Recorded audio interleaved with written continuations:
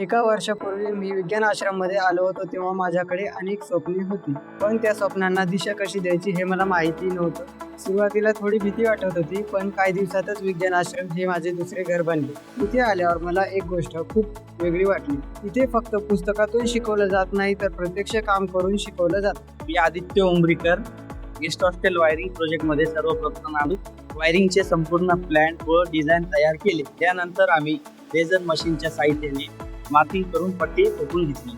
आवश्यक wire, switch, socket, MCB हे साहित्य वापरून आम्ही संपूर्ण वायरिंग पूर्ण केली. या प्रोजेक्टमध्ये आम्ही wiring, MCB connection, earthing, material निवड, टीमवर्क यासारखे महत्त्वाचे कौशल्य इलेक्ट्रिकल विभागामध्ये शिकलो. नमस्कार, माझं नाव बादल राठोड. डोम स्ट्रक्चर प्रोजेक्टमध्ये प्रथम जागेचे मोजमाप व नियोजन केले. त्यानंतर आम्ही आवश्यक साहित्य गोळा करून डोम स्ट्रक्चरची उभारणी केली. स्ट्रक्चर मजबूत व टिकाऊ राहण्यासाठी योग्य जोडणी आणि बांधकाम तंत्रांचा वापर करण्यात आला. त्यानंतर रंगकाम आणि वारली चित्रकलेद्वारा डोमला आकर्षक स्वरूप देण्यात आले. नमस्कार, माझं नाव हर्षदा रायगड. गुळ आणि आरोग्य या विभागामध्ये डिहायड्रेट फ्लोअरपासून रेडी पदार्थ तयार केले जातात. डिहायड्रेट फ्लोअर म्हणजे गव्हाची पीठ, गाजर हलवा, बीटरूट हलवा, वेगवेगळ्या भाज्या इत्यादी पदार्थ बनवले जातात. डिहायड्रेट फ्लोअरला मार्केटमध्ये मागणी जास्त आहे. कुकिंगचा वेळ असतो 10 मिनिटांमध्ये तयार होणारे पदार्थ आणि तो पण गॅरेंटी होत असतो. मी डॉक्टर मीरा रायकर. आम्ही शेती आणि पशुपालन विभागात नर्सरी तयार केली. त्यामध्ये लिंबू झाडाची रोपे करून मोठी कलम तयार केले. पपई, शेवगा या बियांपासून रोपे तयार केली.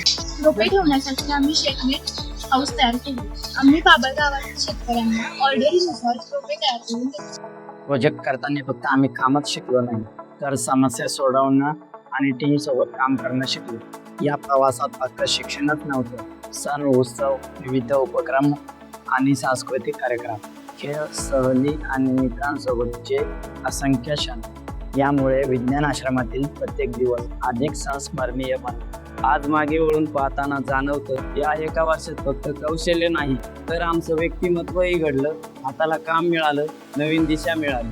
तर आमचं ध्येय फक्त नोकरी मिळवणं नाही, तर शिकलेल्या कौशल्याच्या मदतीने स्वतः काहीतरी निर्माण करणं आहे. तिथं आलो तेव्हा मी स्वतःला शोधलं, मी कौशल्य शिकलो, मी आत्मविश्वास मिळवला. आम्ही आता भविष्य घडवणार आहे, कारण आम्ही फक्त विद्यार्थी नाही, आम्ही उद्याचे उद्योजक आणि परिवर्तन घडवणारे युवा आहोत.